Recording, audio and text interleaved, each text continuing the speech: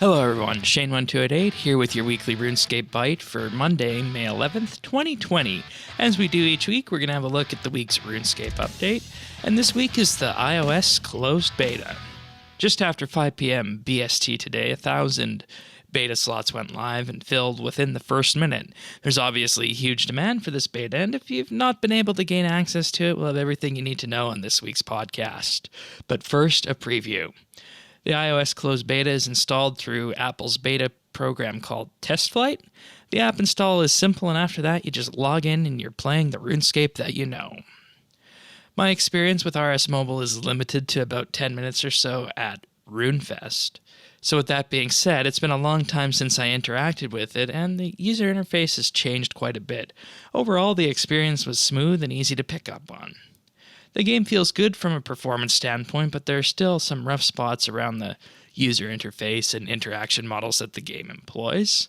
I wasn't left dumbfounded at any point, but I'm far from a new player.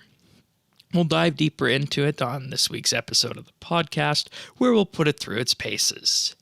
Also this week, some of the rewards from the Yak Track event are now available in the Oddments store. Inside the Oddments store, you can find the Spooky Raven pet, the Abyssal Prowler pet, the Witch's Doll pet, and the Zack pet. There's also 3 outfits available: the Arcane Blood Mage outfit, the Oathbreaker outfit, and the Nevermore Stalker outfit. This represents all the outfits and all the pets that were available on both the free and premium track. And now on to the patch notes for this week. Starting off with the mobile fixes, they have added the ability to sheath and unsheath weapons on mobile with a long press on the combat mode toggle button. Updated mobile checkboxes on the skill guide to be visually and functionally consistent. Added a check to make the Worn Equipment Stats button on the Worn Equipment UI only affect the top level version and not the hero loadout. While using the Home Teleport spell on mobile, pressing and holding any of the lodestones will reveal a tooltip with the name of the destination. Now, in other changes this week, the Bank All option on Tetracompass Ancient Caskets will now prioritize adding items to the material storage above the player's bank. An Ancient Casket has been added to the Archaeology Guild office. The casket will temporarily store items from Tetracompass reward caskets that the player did not have room for in their inventory. Updated the tooltip for the Dragon Battle Axe special attack to more accurately reflect its effect. Removed the chisel from the room in Daemonheim where the players must carve out a weapon for one of the 3 statues. The ability bar tutorial during the Birthorpe first-time user experience now better accounts for players who have unbound their secondary action bar.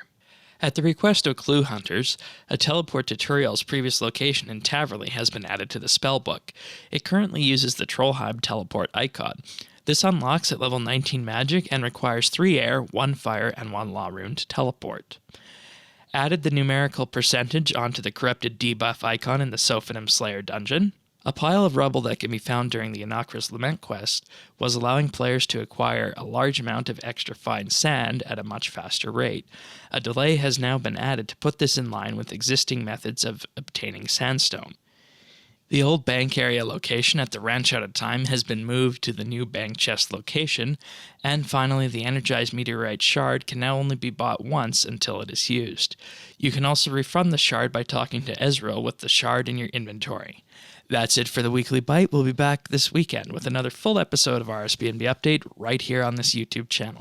If you found this video at all useful, like and subscribe. We'll see you this weekend, everyone.